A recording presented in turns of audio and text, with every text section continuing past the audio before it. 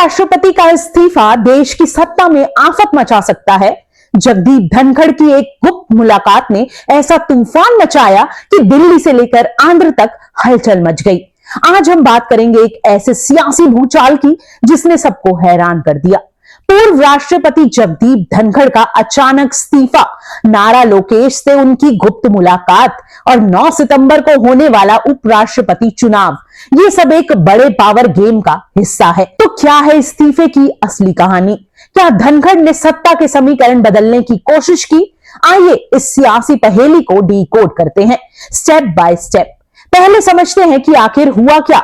17-18 जून 2025 को दिल्ली में एक मुलाकात हुई। एक तरफ थे पूर्व उपराष्ट्रपति जगदीप धनखड़ और दूसरी तरफ आंध्र प्रदेश के दिग्गज नेता चंद्रबाबू नायडू के बेटे नारा लोकेश। आधिकारिक तौर पर यह मुलाकात थी क्वांटम वैली और शासन से जुड़े मुद्दों पर, लेकिन सियासी गलियारों में चर्चा है कि इस मुलाकात में कुछ और बात हुई है। कुछ ऐसी बात जो लीक होकर सीधे दिल्ली के पावर कॉरिडोर तक पहुंची। कहा जा रहा है कि धनखड़ ने नारा लोकेश से ऐसी बातचीत की जिसमें टीडीपी को एनडीए से समर्थन वापस लेने या विपक्ष के साथ तालमेल करने का इशारा था। अब सवाल यह है, क्या धनखड़ सचमुच सत्ता के समीकरण बदलना चाहते हैं या यह सिर्फ एक गलतफहमी थी जिसने इतना बड़ा तूफान खड़ा कर दिया? 21 जुलाई 2025 को धनखड़ ने अचानक इस्तीफा दे दिया।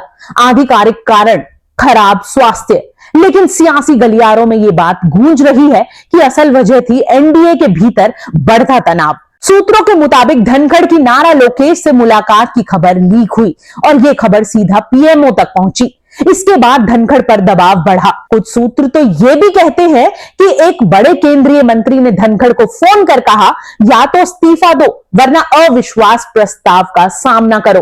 अब यहां बड़ा सवाल यह है, धनखड़ ऐसा क्यों करेंगे? जवाब छिपा है एनडीए के अंदर की खींचतान में। टीडीपी यानी चंद्रबाबू नायडू की पार्टी हाल ही के महीनों में कुछ केंद्रीय नीतियों जैसे डिलिमिटेशन और बिहार की वोटर लिस्ट विवाद पर नाराज थी। धनखड़ जो पहले पश्चिम बंगाल के गवर्नर रह चुके हैं, वहां ममता बनर्जी से टकराव के लिए मशहूर थे, लेकिन उपराष्ट्रपति बनने के बाद वो विपक्षी नेताओं से भी मुलाकातें करने लगे। क्या ये बैक चैनल डिप्लोमेसी थी या सियासी चूक? चलिए इसे और आसान करते हैं। धनखड़ एक अनुभवी वकील और राजनेता हैं। वो जानते हैं कि सियासत में हर कदम की निगरानी होती है। फिर भी उनकी मुलाकात नारा लोकेश से लीक कैसे हो गई? कुछ जानकार इसे धनखड़ की पॉलिटिकल इनमैच्योरिटी कहते हैं। उनका मानना है कि उपराष्ट्रपति जैसे संवैधानिक पद पर बैठकर ऐसी बैक चैनल बातचीत करना जोखिम भरा था, खासकर तब जब एनडीए गठबंधन में पहले ही टीडीपी और जेडीयू जैसे सहयोगी दलों के साथ तनाव की खबरें थी। धनखड़ के इस्तीफे के बाद 9 सितंबर 2025 को उपराष्ट्रपति का चुनाव होने जा रहा है।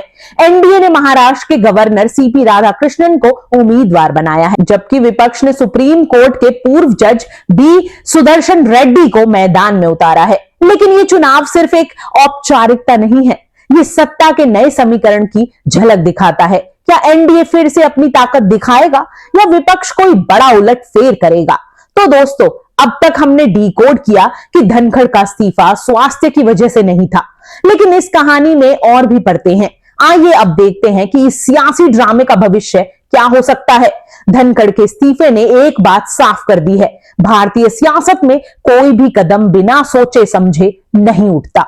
नारा लोकेश से उनकी मुलाकात, लीक की खबरें और फिर इस्तीफा, ये सब एक बड़े पावर प्ले का हिस्सा लगता है। एनडीए अब अपने सहयोगियों को और कसकर बांधने की कोशिश में है ताकि टीडीपी या जेडीयू जैसे दल कोई बगावत ना करे।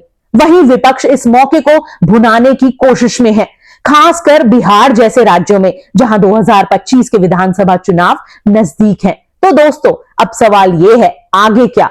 9 सितंबर का चुनाव सिर्फ उपराष्ट्रपति चुनने का नहीं है, बल्कि सत्ता के नए समीकरण तय करने का मौका है।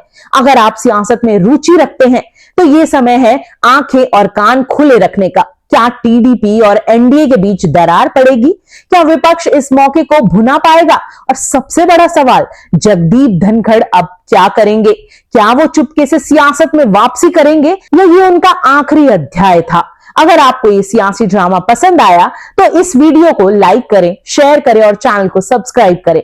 कमेंट में बताइए आपके हिसाब से धनखड़ के इस्तीफे की असल वजह क्या थी। और हां, बेल आइकन दबाना ना भूलें ताकि आपको ऐसी हर सियासी खबर की अपडेट सबसे पहले मिले।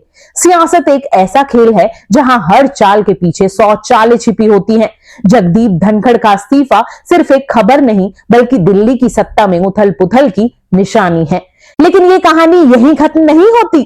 अगले कुछ हफ्तों में 9 सितंबर का चुनाव और उसके नतीजे हमें बहुत कुछ बताएंगे। तब तक सियासत की इस शतरंज को समझने के लिए हमारे साथ बने रहें। मिलते हैं अगले वीडियो में, तब तक के लिए जय हिंद।